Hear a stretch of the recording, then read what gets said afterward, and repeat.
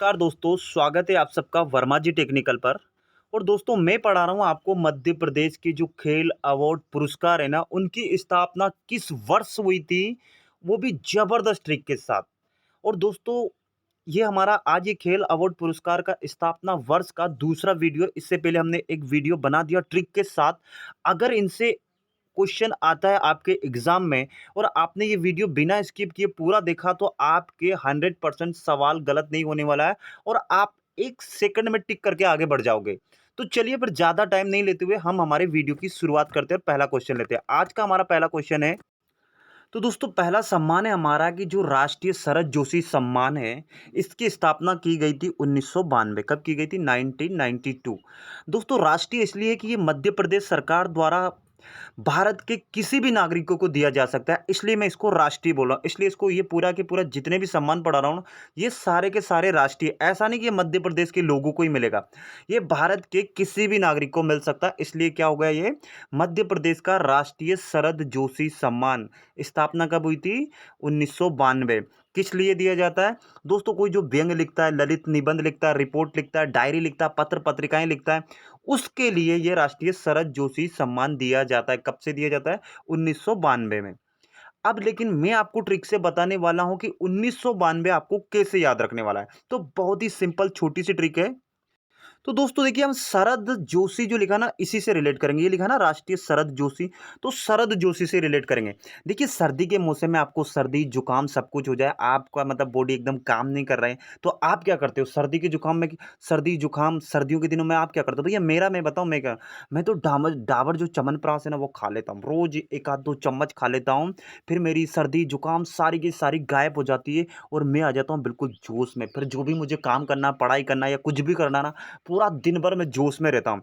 तो सर्दी जुकाम ये सब कुछ आपको भगाना है ना, तो आप क्या खाओ?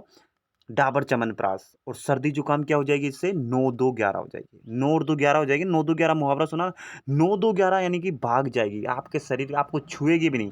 बस ऐसे याद रख सकते हो कि भैया शरद जुकाम, सर्दी जुकाम हो गई सर्दी के मौसम में, तो डाबर च्यवनप्राश खाओ, इससे सर्दी जुकाम क्या हो जाएगी? 9-2-11, बस हो गई। इसलिए आप याद रख सकते हैं 9 और 2, 9 और 2। ठीक है, अब चलते हैं हमारे अगले क्वेश्चन पे। अगला क्वेश्चन है हमारा, कौन है हमारा मध्य प्रदेश का राष्ट्रीय कवि प्रदीप सम्मान है। और दोस्तों ये दिया जा रहा है सन 2012 से। कब से दिया जा रहा है? 2012 से। और दोस्तों जो मंच पे जो कविताएं होती है ना, जो आपको ने कभी कभी देखे होंगे ना, आपने कभी कभी, आपको यहाँ पे भी बहुत सारे वो क्या होता होगा, हास्य व्यंकार ऐसे कुछ कविताएं सुनाते हैं ना मंच पे। तो जो मंचीय जो कविता होती है ना, जो मंच पे जो कविताएं सुनाई दी जाती है ना, उनमें सबसे जो बेस्ट कविता होती है ना, उसके लिए ये राष्ट्रीय कवि प्रदीप सम्मान दिया जाता है।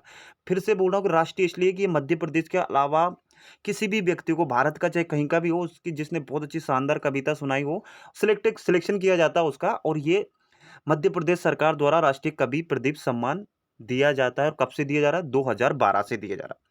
अब भैया हम इसको याद कैसे रखें कि ये 2012 से दिया जा रहा है?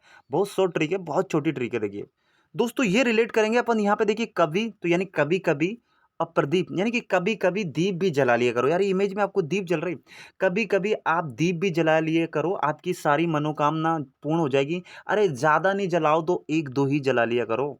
भाई आपसे ज्यादा आपकी कैपेबिलिटी नहीं है, तो एक दो दीपक है ना कभी कभी जला लिया करो। क्या होगा इससे? आप जो एग्जाम दे रहे हो कुछ भी, यार कहीं पे जो अटकलें, जो कुछ ऐसा हो रहा है ना, वो सारी की सारी आपकी समस्या सोल्व हो जाएगी। तो कभी दीप भी जला लिया करो। ज़्यादा नहीं जला सकती हो तो एक दो ही जला लिया करो।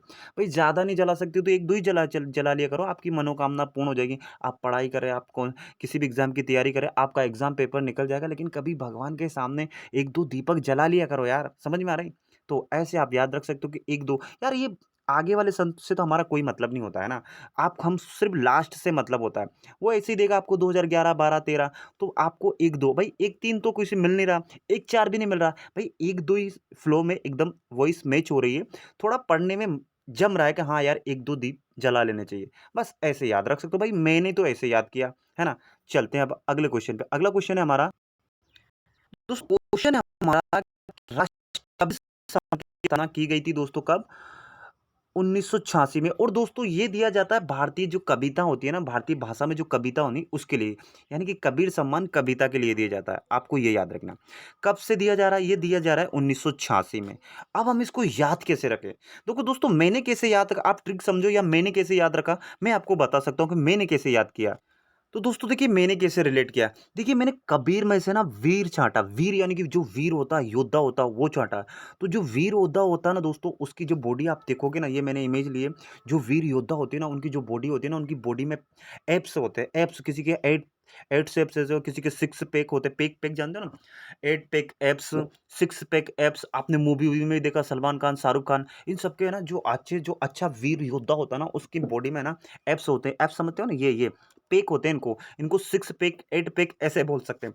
तो देखिए दोस्तों, एट पेक, सिक्स पेक किनके होते हैं? जो वीर योद्धा होते हैं। वीर से आपको कैसे रिलेट करना? कबीर। कैसे करना?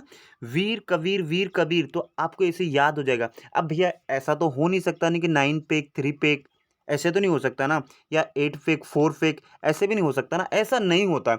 या तो सिक्स पेक होते हैं या एट पैक होते हैं, तो 68 तो हो नहीं सकता भैया, है ना।